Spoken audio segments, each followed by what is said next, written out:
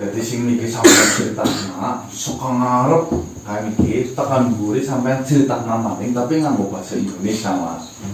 Soalnya kok tek video dan video ki arep nang YouTube, tentunya sing nonton YouTube kan orang Wong Jawa dong, bisa luar Jawa. Harapannya dengan bisa bahasa Indonesia kayak ben penonton luar Jawa kayak bisa langsung paham kalau sing sampean critakna niki. Ya. Jadi kalau bahasa Indonesia ki Ya, jadi kata orang maning. orang maning ya.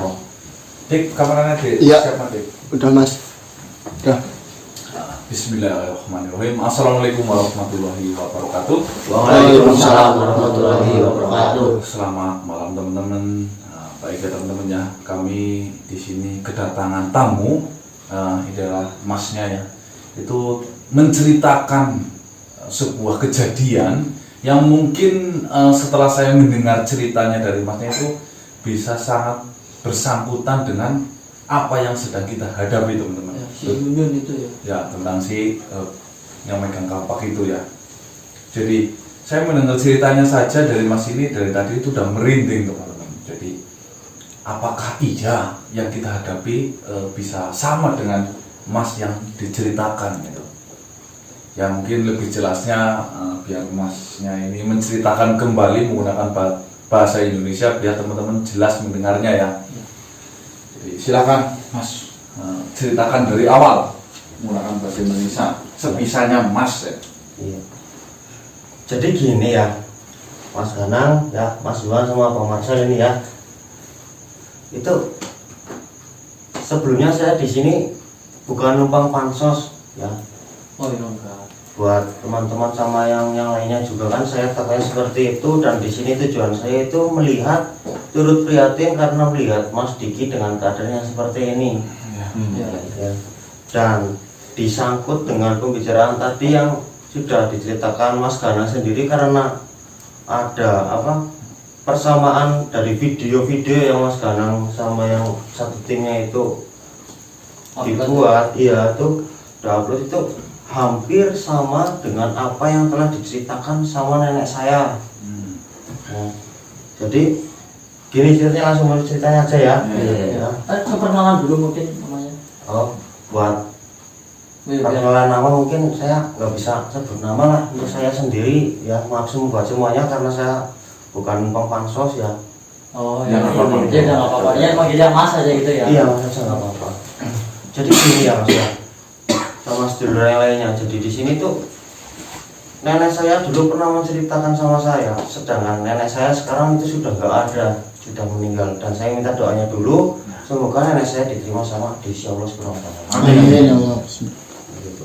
Jadi nenek saya itu dulu menceritakan tentang kisahnya kakek saya waktu meninggal, Ya. dengan kemiripan hantu itu yang sudah ada di video, dengan dua ciri-ciri itu, cewek berikat rambut dua, terus tuh tanggung sama bawa kampak. Ya. Tuh Mas yang bikin saya ingin datang ke sini terus menceritakan Iya. kisah itu. Jadi dulunya itu waktu bapak saya itu belum lahir posisinya berarti. Ya. Oh, iya.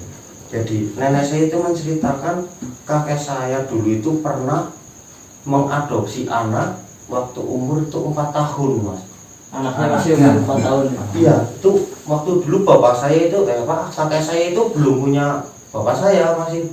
Belum punya anak kayak gitu Mas. Udah menikah tapi belum dikaruniai anak gitu. Ya kayak gitu. Akhirnya bapak saya, kakek saya itu pengen mempunyai anak, dan akhirnya itu mengadopsi anaknya masih umur 4 tahun.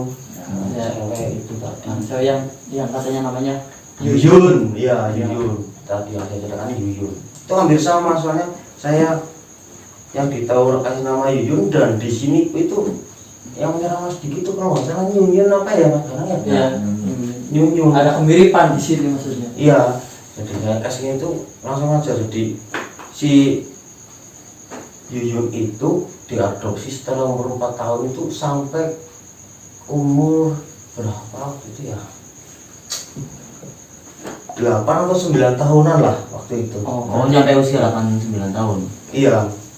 waktu umur segitu itu begitu kakek saya ingin mempunyai anak dan juga mempunyai adopsi anak yang umur 4 tahun itu sangat-sangat disayang sekali itu. Oh, karena belum punya anak dan mengadopsi disayang banget gitu ya. Iya. Lah setelah waktu bapak saya itu lahir ya, Itu yang si Yuyun itu umur berapa pas itu? waktu itu si Yuyun itu umur 9 tahun kalau nggak salah, kalau nggak 9, 8 tahun itu. Oh, iya. 8, 9 tahun itu. Nah bapak saya kan lahir Iya. itu masih kecil, masih tidak berdaya, dalam arti belum bisa jalan kan, belum bisa jalan, Ya, dalam masih arti bayi itu masih banget. benar-benar bayi gitu mas Kano. Waktu itu kejadiannya itu kakek saya sampai lupa merawat bapak saya karena banget sayangnya Saking sayangnya sama Yuyun. anak yang Adopsinya dipukul itu ya. yang diadopsi sama kakek saya itu. Jadi waktu itu bapak saya itu hampir dibunuh sama si Yuyun. Oh, sama anak itu. Iya, nggak tahu entah kenapa, entah tahu kecemburuan atau apa itu. Saya waktu itu belum tahu. Neneknya juga ceritanya seperti itu tuh, kayak gitu. Bisa jadi karena anaknya lahir takut dibuang mungkin. Iya. Karena anak kandung udah lahir sih. Iya, kan? anak udah lahir dan saya anak pungut. Iya, gitu. merasa kayak gitu. Kayaknya mungkin seperti itu, kan gitu. Makanya waktu itu bapak saya kan ketahuan nih waktu itu sama nenek saya. Nah, Ketahuan bahwa si Yuyun sudah megang bapak saya.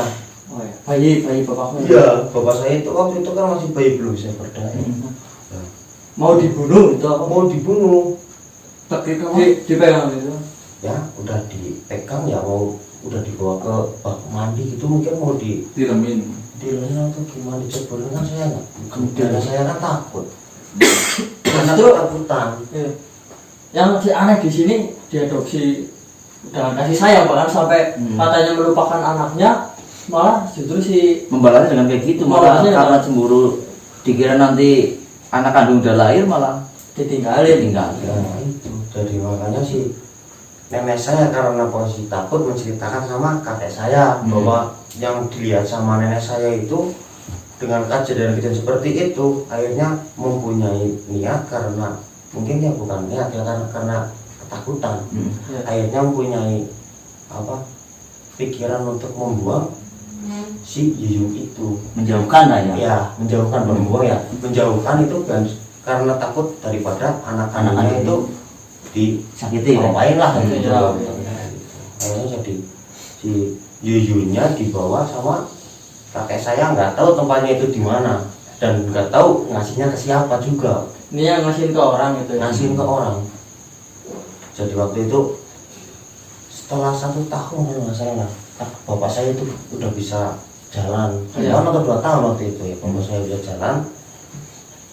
Si Yuyun itu kembali lagi Oh, balik ke rumah itu, rumahnya. ke rumah nenek saya itu, rumah nenek saya.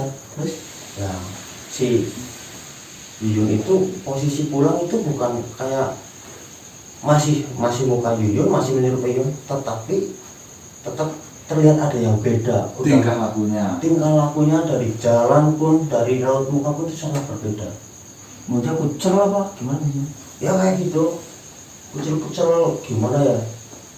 Ya kayak gitulah, pokoknya Serem lah. sangat serem dan berbeda dengan maksudnya seperti itu. Tiba-tiba nongol nih di depan rumah, ya. di depan pintu, nongol langsung, saya mau mandi, lihat di jendela kamar mandi. Tiba-tiba itu kayak seolah-olah saya lebih takut lagi, seperti dengan cara ngomong itu kayak diteror kayak gitu mas. Bapaknya itu. Iya, bapak dan nenek saya itu malah lebih takut dari kejadian yang kemarin. Kok setelah dibuang kok kembali lagi dengan keadaan seperti itu. Iya. Lah setelah itu, karena nenek saya takut karena trauma diteror sama si Yuyun itu, berniat untuk mengikuti Yuyun. Kakek saya itu mengikuti Yuyun, tapi nenek saya jaga bapak saya itu. Berarti si nenek sama bapakku standby di rumah dan kakekmu yang mengikuti Yuyun. Ya Yuyun. Yuyun, iya. Iya. Si ngikutin Yuyun ke ke hutan lah, ke alas. Oh, jadi si Yuyun itu diikuti sama kakek ke arahnya ke hutan gitu. Iya. Ya karena takut meresahkan dan tahu akhirnya biar supaya kakek itu tahu arah perginya si Yun supaya jangan kembali lagi ke rumah kakek saya itu tadi. Dan nggak tahunya mungkin namanya takdir kan kita nggak tahu mungkin ya. Ya. Waktu itu kakek saya itu nggak pulang sampai 2 malam kalau nggak salah waktu itu. Dan nenek saya udah mencari kemana karena kan nenek saya nggak tahu si Yuyun itu dibawa kemana atau kakek saya yang dibawa sama Yuyun kemana, itu nggak ada orang yang tahu kayak itu mas. Iya. Jadi waktu itu nenek saya itu udah mencari nggak ada, saya cari itu nggak ketemu, tapi ketemu dengar kabar, dapat kabar dari tetangga lah gitu, mungkin warga juga yang kenal sama nenek saya itu dengan keadaan kakek saya udah nggak ada, Oh, udah meninggal gitu. udah meninggal. Tapi jasadnya ketemu. Jasadnya ketemu. Terbunuh apa meninggal? Ya, untuk meninggal itu nenek saya nggak menyebutkan dia terbunuh ataupun, intinya saya melihat itu dengan keadaan udah tidak bernyawa lagi kakek saya itu waktu itu. Nah di situ waktu kejadian itu si nenek saya kan siapa orangnya sih yang melihat Suaminya ya. suaminya seperti itu, otomatis kan langsung histeris nangis dengan keadaan dia tidak sakit ataupun kenapa-kenapa. Nah waktu setelah kakek saya itu nggak ada, alhamdulillah si Yuyun nggak pernah muncul lagi. Si Yuyun nggak pernah